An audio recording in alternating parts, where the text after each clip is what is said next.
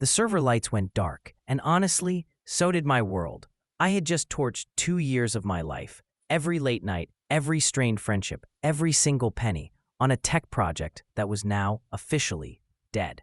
The database was a corrupt mess. Our first users were gone, and my savings account was a flat line. I was just sitting on the floor of a tiny, overpriced office, surrounded by whiteboards covered in diagrams that now looked less like architecture and more like monuments to a spectacular failure. I was a failure. But what I couldn't see then, sitting there in the wreckage, was a hidden blueprint, a secret set of instructions for a kind of success I could never have imagined. This is the story of how analyzing that catastrophic crash gave me the keys to my ultimate comeback. It all started with an idea that felt electric. I called it Connect Sphere. The vision was grand, maybe even a little arrogant. It wasn't going to be just another project management tool. It was going to be a living, breathing digital workspace for creative pros. Think of a platform that didn't just store your files, but actually understood how they related to each other. A designer's mood board, a writer's script, a musician's audio samples, all intuitively linked. It was meant to be the digital version of a sprawling, perfectly organized studio. The idea completely consumed me. I sketched it on napkins, in notebooks, on the back of receipts. I saw it so clearly in my head. This beautiful, fluid interface that would make collaboration feel seamless, even inspiring. I spent 6 whole months just on the theoretical framework, designing this bespoke database structure that I was convinced was revolutionary. This wasn't some cookie-cutter app. This was my magnum opus. To get it off the ground, I cashed out my 401k, took out a small loan, and poured everything I had into it. I even convinced 2 of my most talented friends, Alex, a back-end wizard, and Maya, a UI/UX savant, to quit their stable jobs and join me on this crusade. We were the classic startup cliché, 3 dreamers fueled by cheap pizza, gallons of coffee, and the unshakable belief that we were building the future. Our days were just a blur. We were pulling 16-hour shifts in that cramped office, the air thick with the smell of stale coffee and humming laptops. We'd celebrate the small wins with a bottle of cheap champagne, getting user authentication to work, Maya finalizing the color palette, Alex optimizing a query that cut load times in half. Every little milestone felt like a step toward inevitable glory. We were so in love with our own creation, so convinced of its brilliance, that we developed a kind of tunnel vision. We weren't just writing code, we were architects of a new digital age. I remember standing in front of our whiteboard one night, just staring at this beautiful, complex web of features. Asset management, real-time collaborative editing, version control, chat, automated invoicing. It was perfect. It was everything a creative could ever want. Or so we thought. The problem, which we were blissfully unaware of, was that we never really stopped to ask if it was what they actually needed. We were building a monument to our own ambition, not a tool for our users. And that mistake, born from passion and a little bit of hubris, was the first crack in a foundation that was destined to crumble. For the first year, it felt like nothing could stop us. But as we moved from a theoretical model to a functioning prototype, the cracks began to show. They were small at first, a bug here, a performance lag there, easy enough to dismiss as growing pains. We'd patch them up, tell ourselves it was temporary, and rush on to the next exciting feature. The pressure to build out our grand vision was so immense that we started prioritizing new features over stability. This was our first huge mistake. We were racking up technical debt like it was going out of style. I guess the best analogy is that we were building a skyscraper on the foundation of a 2-bedroom house. Every new feature was another floor, adding more weight and complexity to a structure that was never meant to support it. Alex, our back-end guy, would raise the alarm sometimes. He'd say things like, "This data model is getting really twisted. A simple query is touching 6 different tables. We should refactor this." But refactoring meant pausing all new development for weeks, maybe a month, and I just couldn't stomach the delay. "We'll fix it after launch," I'd say. Let's just get this feature out the door. It's a classic startup trap. You see it in big tech flops all the time. The Microsoft Zune was a decent piece of hardware, but it failed because it was just chasing a competitor without offering a clear, unique value that users were desperate for. A much clearer parallel, though, was the Apple III. It was meant to be the successor to the legendary Apple II, but it was overengineered and famously unreliable, partly because of risky design choices, like omitting a cooling fan that prioritized form over function. Our fanless overheating system was our bloated, unmanageable codebase. A pivotal moment came about 18 months in. We were building a real-time collaboration feature so multiple users could edit a document at once. It was incredibly complex. Maya designed a gorgeous interface for it, but Alex was fighting a losing battle to make it work without crippling lag. He warned me that our database just wasn't built for that kind of real-time load. The right way to do it would have been to build a whole separate service for it, but that was a massive project on its own. So we took a shortcut, a hack.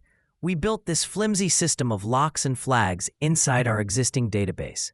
Even in our own internal tests, we saw data getting overwritten and sync errors popping up. But we brushed them off as edge cases. We were so blinded by the desire to see that cool feature go live that we convinced ourselves real users wouldn't push the system as hard as we did. We were basically having our Google Glass moment, pushing a product with major unresolved issues, from a high price to privacy concerns, that alienated the exact people it was for. We saw the warning signs, but we were just too in love with our tech to care. We shipped the feature to our beta testers, knowing it was built on a lie. We were shipping a promise, not a product, and that promise was about to break. Launch day, the culmination of 2 years of blood, sweat, and takeout. We had a small but eager group of about 500 beta users ready to go. The morning started with a buzz. We did a final check of the servers, ran the deployment scripts, and flipped the switch. For the first hour, everything looked great. Users were signing up, creating projects. We were glued to our dashboards, watching the numbers climb. We popped the champagne, feeling like kings. And then the first support email landed. My files are gone. We looked at each other. A fluke, maybe. Then another. I can't access my project. And another. All my text docs are filled with gibberish. Within 30 minutes, our inbox was a dumpster fire. Pure panic. Alex's face went white as he stared at the server logs. That fragile, hacky collaboration feature was crumbling under a real-world load. The database locks were creating chaos, causing one user's data to literally overwrite another's. It was a cascading failure of epic proportions. We scrambled to roll back the release, but it was too late. The data wasn't just misplaced, it was fundamentally corrupted. The very core of our revolutionary database was poisoned. We worked for 48 hours straight, trying to salvage anything we could, but it was hopeless. The skyscraper was collapsing in on itself, floor by floor. The final blow came 2 days later. After exhausting every option, I had to make the hardest call of my life. I had to pull the plug. I gathered Alex and Maya in our now silent office. The whiteboards that once held our dreams now felt like tombstones. I told them it was over. We had failed. The money, the product, the trust of our users, all of it, gone. The look of devastation on their faces was a perfect reflection of my own. I had led them down this path. I sold them on a dream that became a nightmare. The weight of that was just crushing. In the days that followed, I barely left my apartment. The silence was deafening. I felt this profound sense of shame. Every entrepreneur fears failure, but this was a public implosion of an idea I had tied my entire identity to. I felt like a total fraud. I just replayed every mistake, every ignored warning sign, over and over in my head. The dream of ConnectSphere was dead, and it really felt like a part of me had died with it. It was, without a doubt, the lowest point of my entire life. After about a week of wallowing in a fog of failure, something shifted. The sharp, burning pain started to fade, and it was replaced by this cold, nagging curiosity. Why Why exactly had we failed so spectacularly? It wasn't enough to say the tech didn't work. I needed to understand the root causes, the flaws in our thinking. So I called Alex and Maya. I told them I wanted to do one last thing, a full, no-blame project autopsy. Not to point fingers, but to learn. They agreed. And that's when everything changed. We spent the next 2 weeks back in that office, not as builders, but as forensic investigators. We went through everything: our business plan, our code, our user feedback, our project tickets. We were brutally honest. And as we pieced together the timeline of our disaster, a clear pattern emerged. The blueprint for our failure was also, we slowly realized, a blueprint for how to do things right. We boiled it all down to 3 core, painful lessons. Lesson 1. We built a palace for ourselves, not a tool for users. Our biggest mistake was building the product we wanted, not the one the market needed. We were so obsessed with our grand vision that we never stopped to validate our core assumptions. We were a solution looking for a problem. It's a classic trap.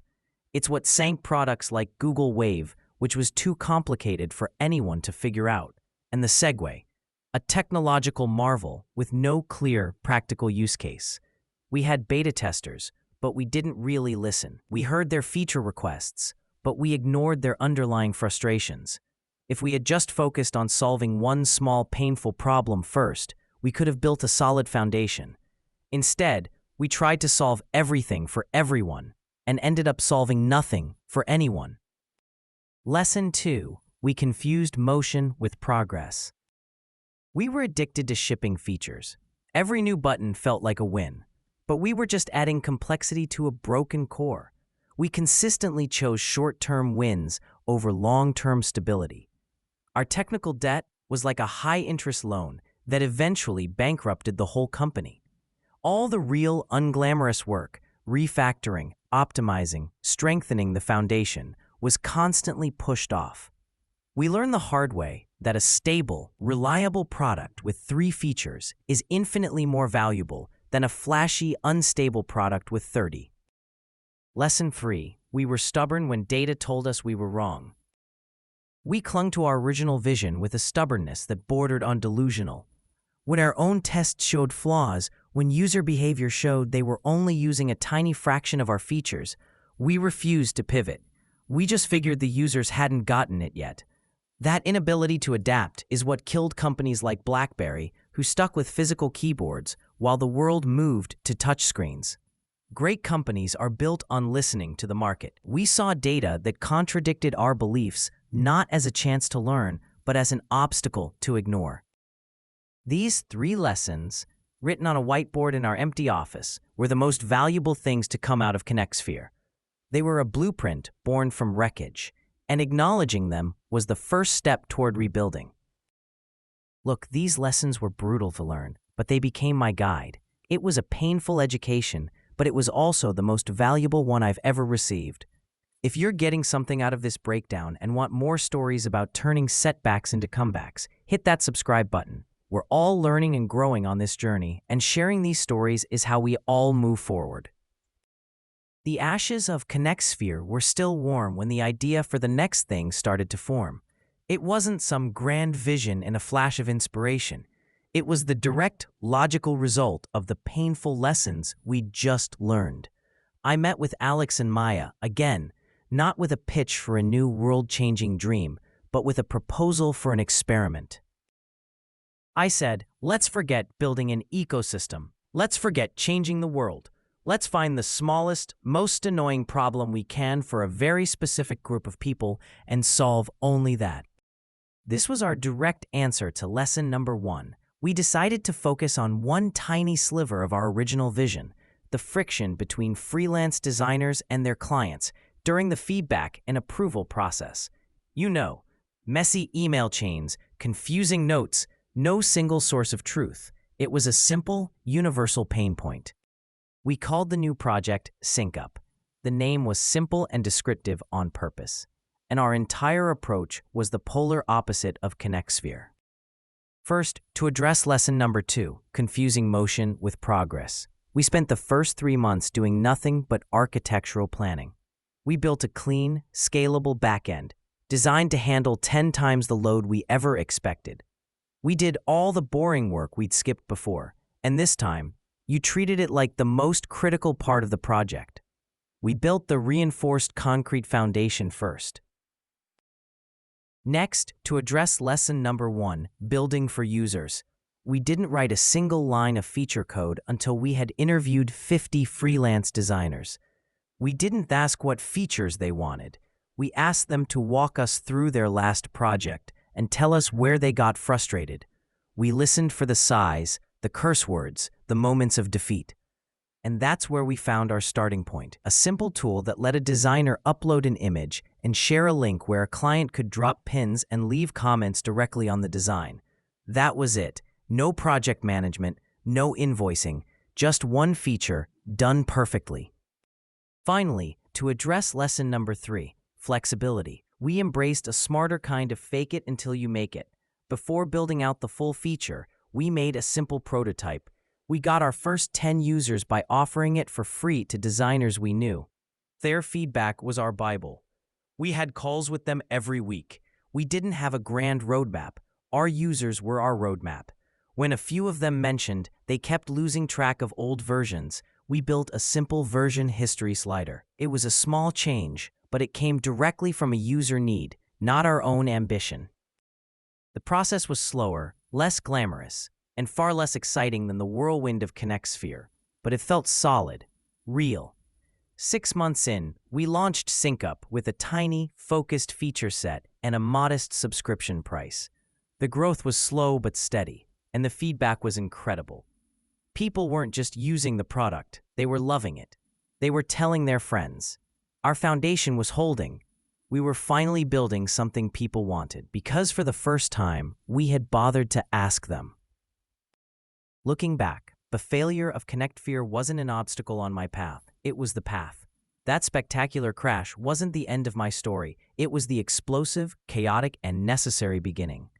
The lessons we learned from that disaster, build for the user, prioritize stability, be willing to adapt, became the very pillars that SyncUp's success was built on. The secret blueprint for my greatest success was hidden right there in the source code of my biggest failure.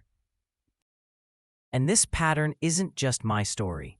It's a fundamental truth in tech. Nintendo's disastrous Virtual Boy, a console that literally gave its users headaches, taught them invaluable lessons that led directly to the world-conquering success of the Wii. Apple's own history was shaped by the failure of the Apple III, a flawed machine whose failure forced the company to rethink its entire approach, paving the way for the Macintosh and everything that followed. Failure is a brutal teacher, but it is the most effective one. It strips away your ego, forces you to confront your flawed assumptions, and burns away everything that isn't essential. What I know now is that success isn't about avoiding failure. It's about learning how to fail, how to analyze the wreckage and find the valuable materials within it to build something stronger. So if you're out there, staring at your own set of darkened server lights, know this: you might be at the most important moment of your career. Because inside that failure, if you're willing to look, is the blueprint for your comeback.